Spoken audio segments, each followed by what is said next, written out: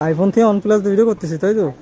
এটাই হচ্ছে আমাদের যশোরের ক্ষুদ্র ও কুটির শিল্প মেলা। আজকের ভিডিওতে থাকছে আমাদের যশোর জেলার ক্ষুদ্র ও কুটির শিল্প মেলা সম্পর্কে, মূলত মেলায় টিকিট কত, তারপরে কোন দিকে কি আছে, আর মূলত মেলার সবকিছু বিস্তারিত নিয়ে থাকছে আজকের ভিডিও। আর এই মেলায় কত খরচ হবে আপনার ঢুকতে, সবকিছুই কিন্তু টিকিট সহ সবকিছু একবারে আপনাদেরকে জানিয়ে দিব। আসসালামু আলাইকুম এভরিওয়ান, কি অবস্থা সবার, কেমন আছেন? আশা করি সকলে খুবই ভালো আছেন। যাই হোক, অনেকেই জানেন আমাদের যশোরে ক্ষুদ্র ও কুটির শিল্প মেলা শুরু হয়ে গেছে, মানে এটা প্রায় শেষের দিকে, আর 3 থেকে 4 দিন এরকম থাকবে আর কি, মানে মেলাটা আছে। তো আপনারা অনেকেই এই মেলায় গেছেন, আবার অনেকেই যাননি। আজকে হচ্ছে কি আমি প্রথমে এই মেলায় গেছি, তো তার জন্য ভাবলাম ভিডিও করে আপনাদেরকে দেখাই পুরোটা। যেহেতু হচ্ছে কি আমরা বাইকে গেছিলাম, তার জন্য মূলত আমাদের প্রথমেই কাজটা করতে হবে, বাইকটা পার্কিং করতে হবে। মূলত আমরা গ্যারেজে বাইকটা পার্কিং করি, তারপর চলে আসি হচ্ছে কি গেটের সামনে। আর গেটের সামনে যেহেতু ভাই আর আমি গেছিলাম দুইজনে, তো দুইটা টিকিট কেটে নিলাম, নিয়ে এখন হচ্ছে কি আমরা ভিতরে প্রবেশ করব। তো আমরা আস্তে আস্তে দুইজন ভিতরে প্রবেশ করি, আর ভিতরে প্রবেশ করে প্রথমেই আমরা বাম দিকে লক্ষ্য করি বিভিন্ন ধরনের দোকান মূলত এইখানটাতে, তাছাড়াও নাগরদোলা সহ আরো অনেক কিছুই আছে এখানে। তো হচ্ছে কি সবকিছু আপনাদেরকে ঘুরে ঘুরে দেখাবো। তো প্রথমে যে জিনিসটা লক্ষ্য করলাম সেটা হচ্ছে একটা কসমেটিক্সের দোকান। মূলত এখানে কসমেটিক্স আইটেম জাতীয় হচ্ছে গিয়ে বেশি দেখলাম, মানে লেডিস আইটেম বেশি দেখলাম। তো মূলত এখানে একটু ঘুরলাম, কারণ আমরা কিছু নেব না, লেডিস আইটেম নিয়ে কি করব, মানে কোনো মানুষ থাকলে নাই তাকে দেওয়া যেত।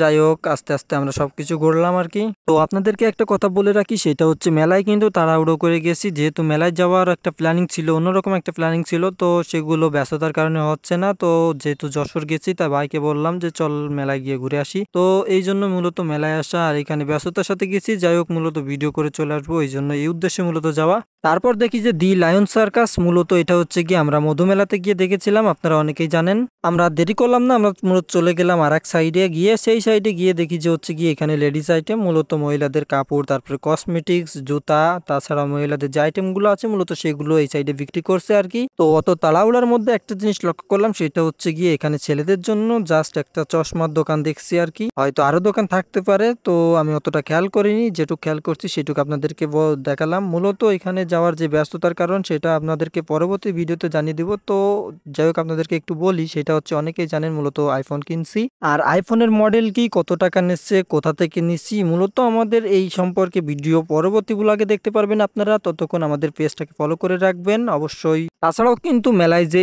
স্মোক বিস্কুট ছিল, এইটা কিন্তু আমাদের পরবর্তী ব্লগে আসবে, অবশ্যই আপনারা এগুলো দেখার জন্য পেজটাকে ফলো করে রাখবেন। তো যাই হোক, আপনাদেরকে বলছি ব্যস্ততার সাথে হচ্ছে গিয়ে মেলায় যাওয়া। মূলত আমরা স্মোক বিস্কুটটা খাওয়ার পরে আর ওইখানে বেশি কোনো ওয়েট করি নাই, আমরা চলে আসি বাসার দিকে। এরপর শহরের ভিতরে আসার পরে দেখি আকাশে মেঘ জমেছে, মূলত বৃষ্টি আসবে এরকম মুহূর্ত। তো যাই হোক, বাহাদুরপুর যেতে যেতে বৃষ্টি হঠাৎ করে চলে আসে, আর আমরা এখানে একটা মানে দোকানের সামনে দাঁড়াই আর কি। কিছুক্ষণ দাঁড়ানোর পরে দেখি যে বৃষ্টি থামছে, মূলত এখন বেরোনো যাবে। তো আমরা দেরি না করে বেরোই পড়ি। আর এখন হচ্ছে কি যেহেতু বৃষ্টি হয়েছিল, রাস্তায় অনেক গাড়ি ঘোড়ার চাপ থাকবে, আমাদের সাবধানে যেতে হবে। তো আমরা এভাবে যেতে যেতে হঠাৎ পাশ বাড়ি আর এখানে তখন আবারও বৃষ্টি চলে আসে। আর মূলত বৃষ্টি আসার ফলে আমার শরীরের অবস্থা দেখেন, মাথা পুরো ভিজে গেছে, শরীরও ভিজে গেছে। তো একটা কথা না বললেই নয়, সেটা হচ্ছে যখন পাঁচবাড়িয়ায় আসি আর বৃষ্টি আসে, তখন এইখানে দেখি যে গাড়িগুলো অনেক গতিতে যাচ্ছিল, মূলত তারা একটা জায়গা খুঁজতেছিল যেখানে থাকা যায় আর কি। তো এরকম খুঁজতে খুঁজতে হঠাৎ করে একজন রাস্তার মাঝখানে হচ্ছে কি ব্রেক করে, মূলত সে সিগন্যাল ছাড়াই। আর ওইখানে কিন্তু অ্যাক্সিডেন্টের একটা সম্ভাবনা হয়েছিল,